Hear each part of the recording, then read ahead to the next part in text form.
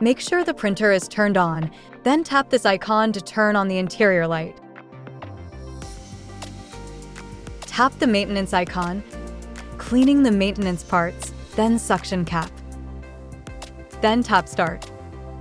The print head moves to the maintenance position so you can begin cleaning. Finish cleaning as quickly as possible.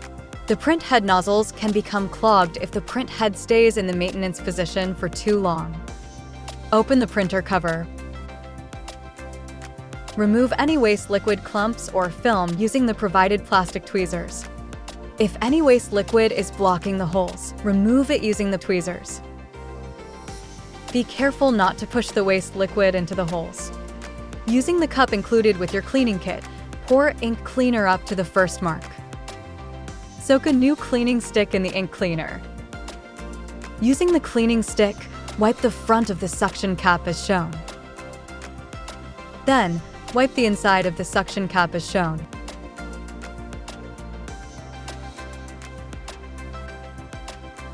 Using a new wide cleaning stick soaked in ink cleaner, clean the outside of the suction cap.